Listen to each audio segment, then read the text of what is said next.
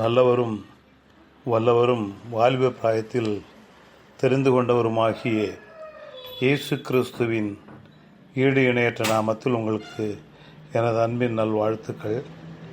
இந்த 3வது நாளிலே தனித்திருப்பது இளம் பிராயத்திலே நல்லது என்கிற ஒரு தலைப்பிலே உங்களோடு கூட தேவனுடைய வார்த்தையை பகிர்ந்து கொள்ளும்படியாக கிருபை செய்த தேவனை துதிக்கிறேன், ஸ்தோத்தரிக்கிறேன்.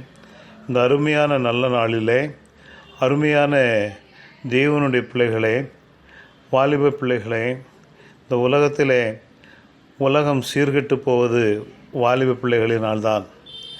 ஆகையினால் இந்த வாலிப பிராயம்தான் மனுஷரை நன்றாக்குவதும் இந்த இளம் பிராயம்தான், நாசமாக்குவதும் இந்த இளம் பிராயம்தான். ஆகையினாலே தான் இன்றைக்கு இந்த இளம் பிராயத்திலே அநேகருடைய வாழ்க்கையில் வழிதப்பி நடந்து வாழ்க்கையை வீணாக்கி தற்கொலைக்கு நேராக போய் இன்றைக்கு விழுந்து விடுகிறதை பார்க்கிறோம்.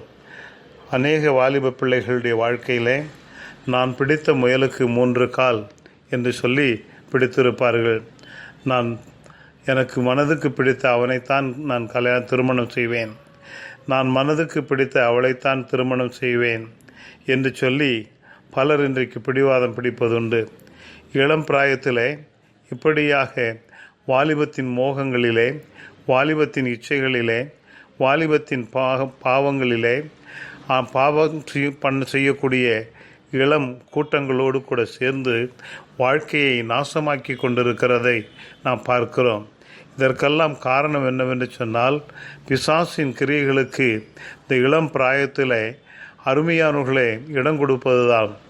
இயேசு என்னுடைய இளம் பிராயத்திலே அவர் என்னை தெரிந்து கொண்ட பொழுது அவரை நான் உறுதியாய் பற்றி கொண்டபடியினால் இன்றைக்கு பூரண சமாதானத்தோடு காத்து இன்று வரை நடத்தி வருகிறார்.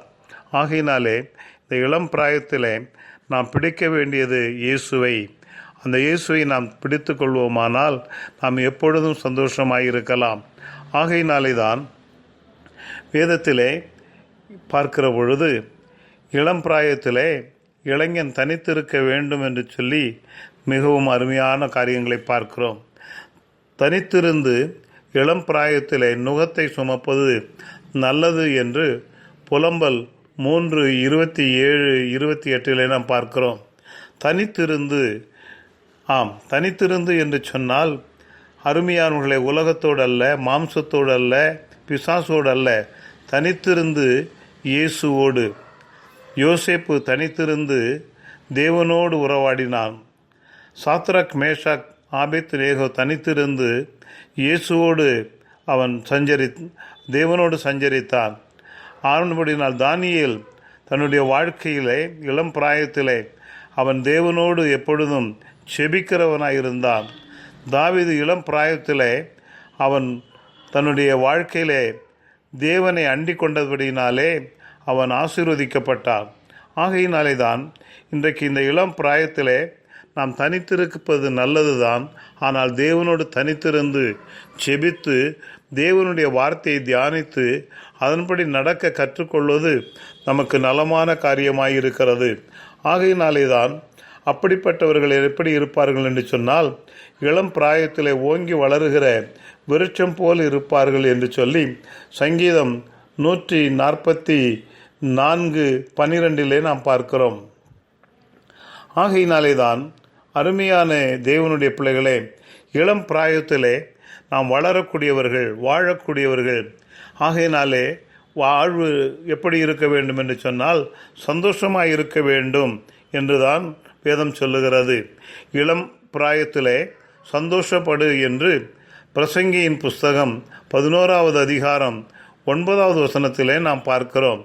ஆகையினாலே இளம் பிராயத்திலே சந்தோஷமாயிருக்க வேண்டும், கர்த்தருக்குள் சந்தோஷமாயிருக்க வேண்டும், வேத வசனத்தை தியானித்து சந்தோஷமாயிருக்க வேண்டும், பெற்றோருக்கு கீழ்ப்படிந்து நாம் சந்தோஷமாயிருக்க வேண்டும்.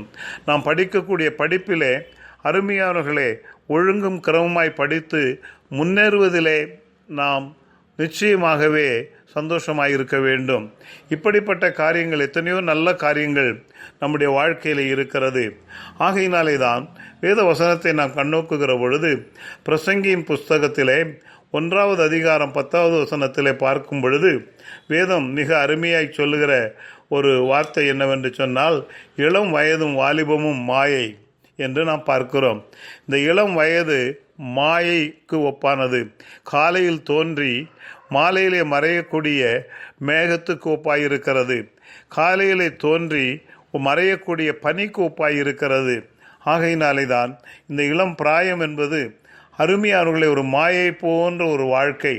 ஆகையினாலே தான் அருமையான தேவனுடைய பிள்ளைகளே, நம்முடைய வாழ்க்கையிலே காற்றில் அலையுண்டோடுகிற மேகத்தை போல நம்முடைய வாழ்க்கை இராதபடிக்கு இயேசுவோடு சஞ்சரிக்கிற வாழ்க்கையாக இந்த வாலிப பிராயம் இருக்க வேண்டும் என்று சொல்லிதான் வேதத்திலே நாம் பார்க்கிறோம். ஆகையினாலே தான் அருமையான தேவனுடைய பிள்ளைகளே, வேதம் மிக தெளிவாய் சொல்லுகிறது. 1 தீமோத்தேயின் புஸ்தகம் 4வது அதிகாரம் 12வது வசனத்திலே, இளம் பிராயத்தை குறித்து ஒருவனும் உன்னை அசட்டை பண்ணக்கூடாது என்று நாம் பார்க்கிறோம். இந்த இளம் பிராயத்திலே யாரும் நம்மை அசட்டை பண்ணக்கூடாது. கெட்டவன் என்று சொல்லக்கூடாது, கெட்ட பிள்ளை என்று சொல்லக்கூடாது, கெட்ட ஒரு மகன் என்று சொல்லக்கூடாது, கெட்ட ஒரு மகள் என்று சொல்லக்கூடாது, பெற்றோருக்கு கீழ்ப்படியாதவர்கள் என்று சொல்லக்கூடாது, இவர் ஒழுங்கற்ற ஒரு தருதலை என்று சொல்லக்கூடாது.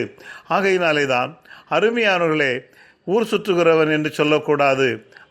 அப்படிப்பட்ட ஒரு பேர் நம்முடைய வாழ்க்கையில் வராதபடிக்கு இந்த இளம் பிராயத்தை குறித்து ஒருவரும் நம்மை அசட்டை பண்ணக்கூடாது. ஆகையினாலே தான் அப்படி இருக்க வேண்டும் என்று சொன்னால் வேதம் சொல்லுகிறது. சங்கீதம் 119:9 வாலிபன் தன் வழியை எதனால் சுத்தம் பண்ணுவான்? கர்த்தருடைய வசனத்தின்படி தன்னை காத்து கொள்ளுகிறதுனால்தானே. இந்த வேத வசனத்தை காத்து கொள்ளுகிறதுனால்தான் நம்முடைய வாழ்க்கையிலே அருமையானவர்களே, நம்முடைய வாழ்க்கையை நாம் காத்து கொள்ள முடியும். இல்லையானால் முடியாது. இந்த இளம் பிராயத்தில் நாம் எவ்வளவுக்கு எவ்வளவு அதிகமாய் வேதத்தை வாசிக்கிறோமோ, எவ்வளவுக்கு எவ்வளவு அதிகமாய் வேதத்தை நேசிக்கிறோமோ, எவ்வளவுக்கு எவ்வளவு இந்த வேத வசனத்தை வாசித்து தியானித்து அதை நம்முடைய உள்ளத்தில் வைத்திருக்கிறோமோ, அவ்வளவுக்கு அவ்வளவாய் நம்முடைய வாழ்க்கையிலே, நம்முடைய ஜீவியத்திலே அருமையானவர்களை நாம் தேவனுக்கு பிரயோஜனமாய் ஒரு பாத்திரமாய் மாற முடியும். ஆகையினாலே தான் அருமையான தேவனுடைய பிள்ளைகளே, வேதத்தில் நாம் பார்க்கிற மிக அருமையான காரியம் என்னவென்று சொன்னால், இன்றைக்கு அநேகம் வாலிப பிள்ளைகளுடைய வாழ்க்கையிலே கையில் வேதம் இருக்கிறது. அநேகருடைய வாழ்க்கையிலே வாயிலே வேதம் இருக்கிறது. ஆனால் இருதயத்தில் வேதம் இருக்கிறதா? இதுதான் முக்கியம். சங்கீதம் 37:31 சொல்லுகிறது, அவனுடைய தேவன் அருளிய வேதம் அவன் இருதயத்தில் இருந்தது, அவன் நடைகளில் ஒன்றும் பிசகுவது இல்லை என்று நாம் பார்க்கிறோம். நடைபிசகாத ஒரு வாழ்க்கை, ஒரு நல்லதொரு வாழ்க்கை இருக்க வேண்டும் என்று சொன்னால் வசனத்தின்படி நம்முடைய வாழ்க்கையை காத்து கொள்வதனாலே தான். இல்லையானால் பிசாசானவன் வஞ்சித்து விடுவான் என்று வேதம் தெளிவாய் சொல்லுகிறது. ஆகையினாலே தான் அருமையானவர்களே, நம்முடைய வாழ்க்கையிலே ஓசியா 11:1 நான் இளைஞனாய் இருந்தபோது இஸ்ரவேல் என்னை நேசித்தான், இஸ்ரவேல் இளைஞனாய் இருந்தபோது நேசித்தான் என்று நாம் பார்க்கிறோம். ஆம், இளைஞர்களை எல்லாரும் நேசிப்பது உண்மைதான். ஆனால் அந்த இளைஞனாகிய இஸ்ரவேல் தன்னுடைய வாழ்க்கையிலே அவன் எத்தனாய் காணப்பட்டவன், மோசமாய் காணப்பட்டவன்.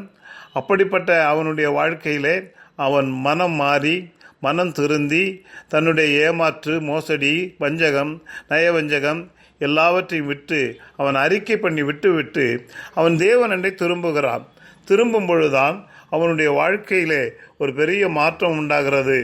ஆகையினாலே தான் அருமையான தேவனுடைய பிள்ளைகளே, 1 சாமுவேலின் புஸ்தகம் 11வது அதிகாரம் 33வது வசனத்திலே, நீயோ இளைஞன், அவனோ யுத்த வீரன் என்று சவுல் தாவீதோடு சொல்லுகிறான். ஆம், உண்மைதான். சவுல் இளைஞன்தான். ஆனால் கோலியாத் யுத்த வீரன்தான், வயதிலே முதிர்ந்தவன், யுத்தத்திலே அனுபவம் உள்ளவன். ஆனால் தாவீதோ அனுபவமில்லாதவன், ஆடு மேய்த்து கொண்டிருந்தவன். ஆனால் அப்படிப்பட்ட தாவீது பார்த்து சொல்லும் பொழுது அவர் சொல்லுகிறார் மிக அருமையாக, அவனோடு இருக்கிறவரை பார்க்கிலும் என்னோடு இருக்கிறவர் பெரியவர். ஆம், நான் அவரோடு இருக்கிறேன். யாரோடு? கர்த்தரோடு இருக்கிறேன். ஆகையினால் யுத்தத்தில் வல்லவராகிய இயேசுவோடு கூட இருக்கிறேன். அந்த பெலிஸ்தியனை நிச்சயமாய் தேவன் என்னுடைய கையிலே கொடுப்பார் என்று சொல்லி அவன் யுத்தத்துக்கு புறப்பட்டு போகிறான். யுத்தத்துக்கு புறப்பட்டு போய் அந்த அனுபவமுள்ள கோலியாத்தை, வயது முதிர்ந்த அந்த கோலியாத்தை, அருமையானவர்களே, இளைஞனாகிய ஆடி மேய்த்து கொண்டிருந்த யுத்தத்துக்கு பழக்கமில்லாத அந்த இள தாவீதை கொண்டு அவனை வீழ்த்துகிறார், வெற்றி வாகை சூடுகிறார். எவ்வளவு பெரிய ஒரு பாக்கியம் பார்த்தீர்களா? ஆகையினாலே தான் அருமையானவர்களை, இதற்கு காரணம் என்னவென்று சொன்னால் 1 பேதுரு 5:5 நாம் பார்க்கிற பொழுது வசனம் மிக அருமையை சொல்லுகிறது. இளைஞரே, உங்கள் மூப்பருக்கு கீழ்ப்படிந்திருங்கள் என்று வேதம் சொல்லுகிறது. இந்த இளம் பிராயத்தில் நம்ம வயது முதிர்ந்தவர்களுக்கு நாம் கீழ்ப்படிந்திருக்க வேண்டியது அவசியமான ஒன்றாக இருக்கிறது. ஆம், இந்த இளம் பிராயத்தில் அருமையானவர்களே, நாம் தனித்து அமர்ந்து நம்முடைய வாழ்க்கையில் நமக்கு ஆலோசனை சொல்லுகிறவர்களை ஆலோசனை கேட்டு முதியோரிடத்திலே ஆலோசனை உண்டு என்று நாம் பார்க்கிறோம். ஆகையினாலே முதியோரிடத்தில் உள்ள நல்ல ஆலோசனைகளை கேட்டு தனித்திருந்து ஜெபித்து வேதத்தை வாசித்து அதை கை கொண்டு நாம் பெற்றோருக்கு கீழ்ப்படிந்து நாம் நடப்போமானால் நிச்சயமாகவே இயேசு நம்முடைய வாழ்க்கையை ஆசீர்வதிக்க வல்லவராயிருக்கிறார். வேத புஸ்தகத்தில் நாம் பார்க்கிற பொழுது மிக அருமையான ஒரு காரியத்தை நாம் பார்க்கிறோம். ஏசாயா தீர்க்கதரிசியின் புஸ்தகம் 40வது அதிகாரம் 30வது வசனம், கர்த்தருக்கு காத்திருக்கும் இளைஞர்கள் புதுபலன் அடைந்து எழும்புவார்கள், அவர்கள் கழுகுகளைப் போல செட்டைகள் அடித்து எழும்புவார்கள் என்று நாம் பார்க்கிறோம். கர்த்தருடைய சமூகத்திலே காத்திருக்கிற இளைஞர்கள், கர்த்தருக்காக காத்திருக்கிற இளைஞர்கள், கர்த்தர் என்னை வழிநடத்த வேண்டும், கர்த்தர் என்னை ஆசீர்வதிக்க வேண்டும், கர்த்தர் என்னை பலப்படுத்த வேண்டும், கர்த்தர் என்னை கொண்டு செய்ய நினைத்திருக்கிற திட்டத்தை, தேவனுடைய சித்தத்தை என்னுடைய வாழ்க்கையில் நிறைவேற்ற வேண்டும், அவருடைய சித்தத்தின்படிதான் என்னுடைய வாழ்க்கை அமைய வேண்டும், என்னுடைய சித்தப்படி அல்ல என்று சொல்லி தேவனுடைய கரங்களிலே ஒப்பு கொடுக்கிறவர்கள், கர்த்தருக்கு காத்திருக்கும் இளைஞர்கள் புதுபலன் அடைந்து எழும்புவார்கள். அவர்கள் நடந்தாலும் சோர்ந்து போக மாட்டார்கள், ஓடினாலும் இளைப்படைய மாட்டார்கள் என்று வேதம் தெளிவாய் நமக்கு சொல்லுகிறது. ஆகையினாலே அருமையான வாலிப தம்பியே, பாவத்தின் உளையான சேற்றில் விழுந்து கிடக்கிற அருமையான வாலிப தம்பியே, வாலிப தங்கையே, இன்றைக்கு உன்னுடைய வாழ்நாளிலே எல்லாம் வீழ்நாளாக்கியது போதும். ஆனால் நீ கர்த்தருடைய சமூகத்திலே காத்திருப்பாயானால், தனித்திருந்து காத்திருப்பாயானால், புதுபலன் அடைந்து புதிய பரிசுத்தத்தை பெற்றுக்கொண்டு, புதிய நீதியை பெற்றுக்கொண்டு, ஆவியின் கனிகளை பெற்றுக்கொண்டு, ஆவியின் வரங்களை பெற்றுக்கொண்டு வல்லமையோடு எழும்பி நீ பிரகாசிக்க முடியும். அநேகமாயிரம் ஆத்துமாக்களுக்கு கர்த்தர் உன்னை வல்லமையாக எடுத்து பிரயோஜனப்படுத்த அவர் உண்மை உள்ளவராயிருக்கிறார். அவருடைய கரத்தில் உன்னை ஒப்பு கொடுப்பாயா? நாம் ஜெபிப்போமா? எங்கள் பரலோக பிதாவே, நாங்கள் உம்மை துதிக்கிறோம். இந்த வாலிப பிராயத்தில் நாங்கள் தனித்திருந்து, இயேசுவே, நாங்கள் உம்மோடு இணைந்து உம்முடைய சமூகத்திலே காத்திருந்து புதுபலன் அடைந்து புதிய பரிசுத்தத்தையும் நீதியையும் அடைந்து வசனத்துக்கு கீழ்ப்படிந்து வசனத்தின்படி எங்களுடைய வாழ்க்கை சுத்திகரித்து கொண்டு உம்முடைய சித்தத்தின்படி நாங்கள் நடக்க ஆண்டவரே எங்களுக்கு அனுக்கிரகம் செய்யும்படி செய்யும். அதே வேளையில் எங்கள் வாழ்க்கையில் காணப்படுகிற பாவத்தின் சோர்வுகள், பாவத்தின் ஆண்டவரே அசுத்தங்கள் எல்லாவற்றையும் அகற்றிவிட்டு கிறிஸ்து இயேசுவில் இருந்த அந்த பரிசுத்த சிந்தையை தந்து ஆசீர்வதியும், கீழ்ப்படிதலையும் ஞானத்தையும் புத்தியும் எங்களுக்கு தாரும். இயேசு கிறிஸ்துவின் நாமத்தில் ஜெபிக்கிறோம். ஆசீர்வாதங்களையும் ஆரோக்கியத்தையும் பரிசுத்தத்தையும் சொந்தமாக்கி கொள்ளுகிறோம். ஜீவனுள்ள பரிசுத்த பிதாவே, ஆமேன், ஆமேன். கர்த்தர் உங்களை ஆசீர்வதிப்பாராக. உங்கள் ஜெப உதவிக்கு